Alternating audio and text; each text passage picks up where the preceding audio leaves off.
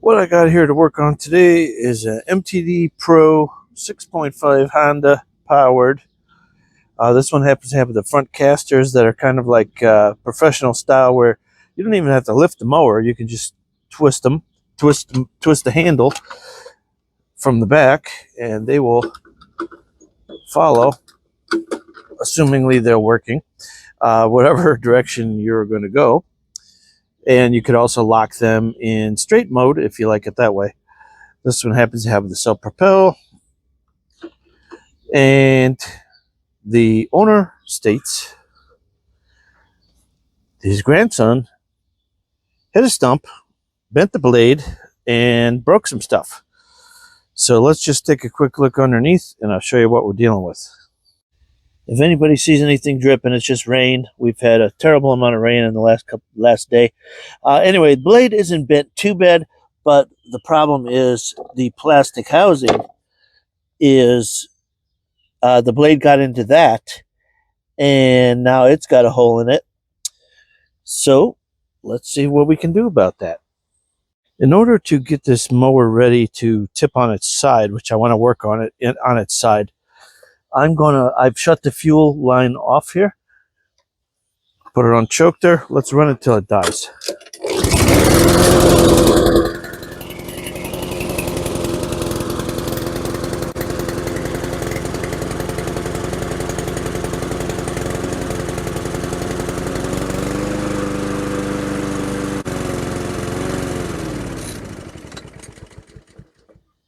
There we go.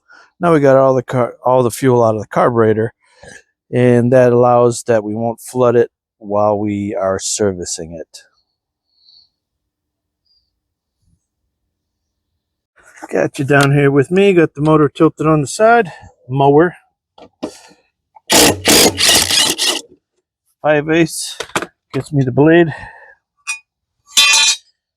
And let's see where's some fasteners holding this thing.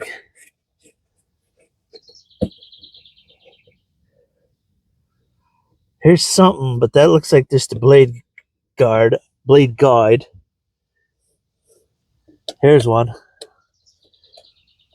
Here's another. All right, we're finding them now. Maybe like a 7/16. I'm not sure. Half? Nope, that won't do it. Let's go 3/8, or is that just loose? No.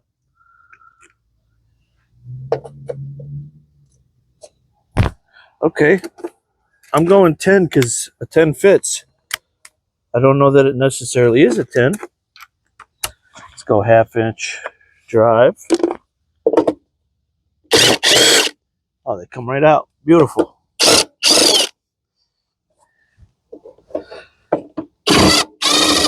You never know on old mowers. This one's been around, but he keeps it in nice shape. You can see it's not all full of moisture-laden grass, things like that. So what I see on the back of this, though, is this, well, first of all, a lot of grass up there, but this needs to be transferred over to the new piece. So we'll do that. I'll try to just hold back with it with my hand. And it's not that same size. How about that? Tricked me. So let's go 1/2. It's a 7/16. This one is. Trying to hold back with it did not work. It's somewhat loose, but it spun out of my hand, so I got to get something to hold it from the other side. Got you back here. Let's just put a pair of channel locks on that. I can't think it's going to be that stuck. There we go. Pull that stud through. Good. Some of you were wondering why I'm replacing this piece, worrying about this little chip here and this little part here. There's a reason for that. And the reason is if you compare it to the new one, I'm missing this whole piece, which has a screw that goes in and holds that in place to not get in the blade. Same on the other side, both screws are missing. And so the thing was just flopping around. It was able to get into the way of the blade. Whereas if you have a screw holding through here, it will not happen. So it's not just the little chip that's there that's the problem. The problem is bigger than that, of course. So anyway, putting this back how it was. Got the stud sticking through. Again, cannot hold it with my hand.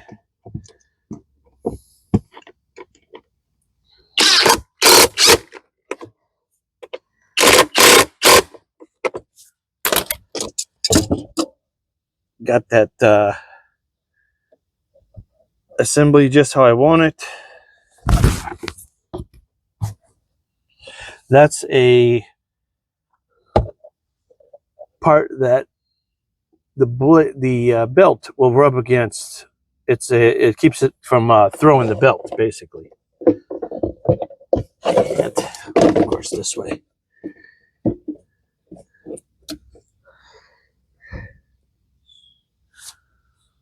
The way this part interacts with that belt, you need to pull the belt up as if it was in its normal position and then put the cover on, which means the pin will be just barely touching that as it's unloaded.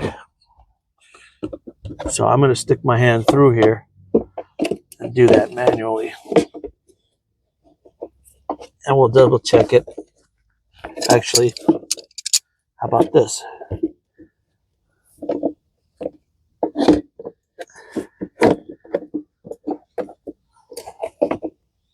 Get that in there.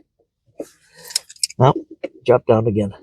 Let's get it on top. There we go. So pin, belt sitting on top. That helps it get from getting thrown. That's why they put that guide there. Now I'm going to put these, and then I'm going to find some bolts for these because, of course, I don't have any because they're long gone.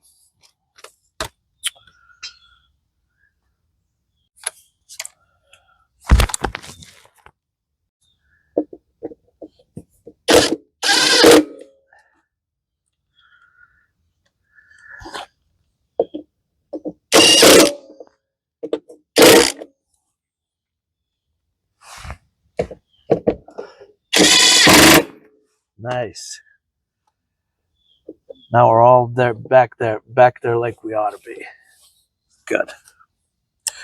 Let's get that socket for the blade. That's a 5/8.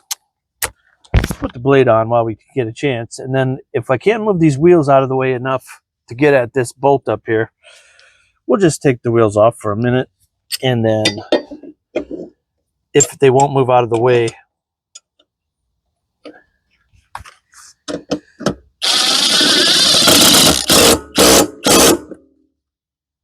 nice. And I'm just verifying with my finger right here. I'm holding my finger there. I'm holding the blade. And that it butts up against every time it goes around. That means that my spindle, that my motor shaft isn't bent. If it was bent, you probably really should replace the motor shaft, but I've seen people put a rod on the other side and try to bend them back a little bit. There used to be a tool from Briggs & Stratton that did that, but I think they got away from it because you could have a stress crack there. And if it goes bad in the wrong way, somebody could get hurt. So I don't really recommend bending them back if you did bend it.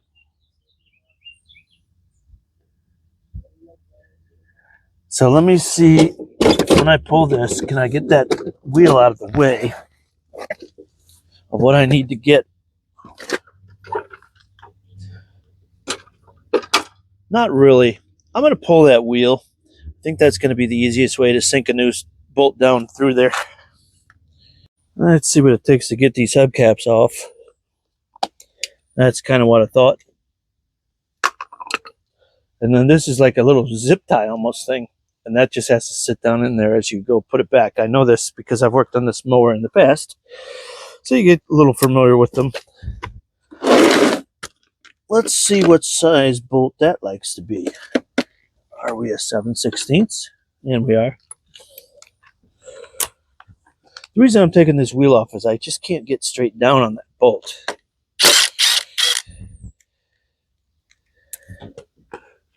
And they come off easy, so let's do it. Okay, so I got the hole cleaned out. I got the thing lined up. I'm going with standard bolt 1/4 by 3/4 long with a washer.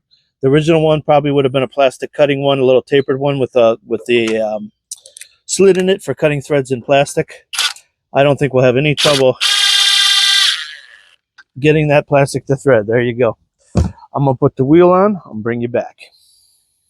Okay, got you back on here on the other side. Now, I'm not going to tilt it towards the carburetor. I believe it may have a crankcase ventilation system that would allow oil to enter the air filter, which is undesirable.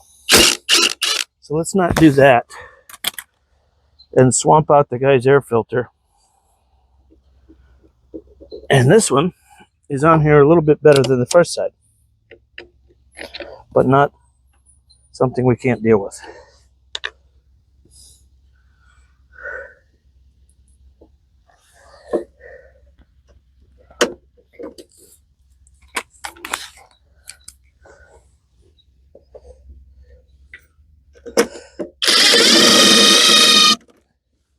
Can't get that one to line up perfectly right off the bat.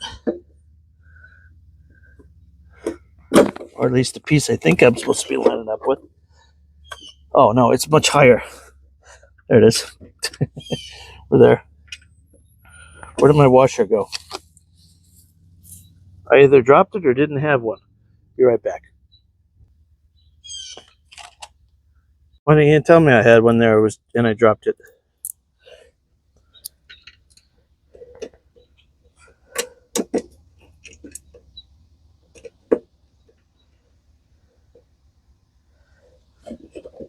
Just got to get that lined up perfectly. There. I'm keep pulling it up too far.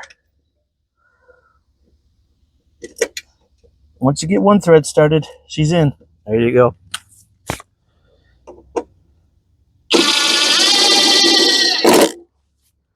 Nice. Let's get this thing put back.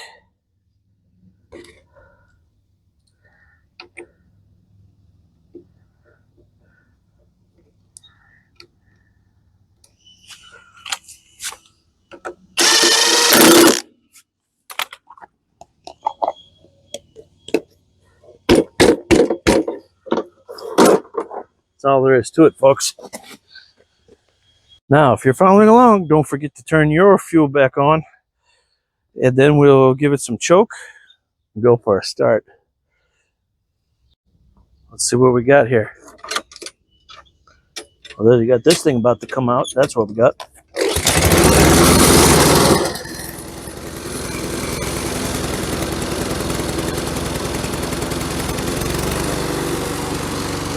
And I really want to verify that the self-propel is grabbing both of the wheels.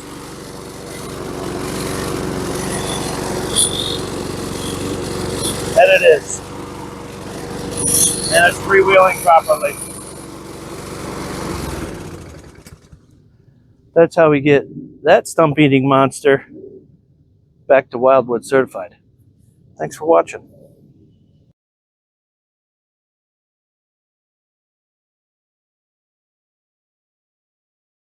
Little bonus footage. This one is the automatic choke. And if you're not familiar with this, it may look a little odd.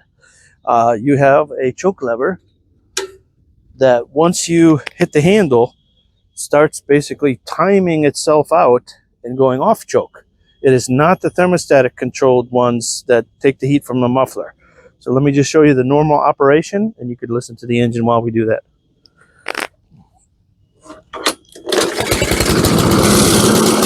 So there it's getting over choked, About half choke, starting to run a little better. Off choke. And it's marked right about now.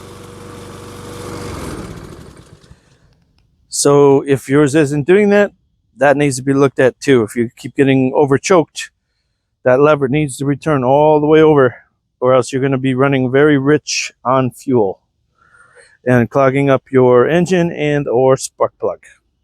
Thanks for watching.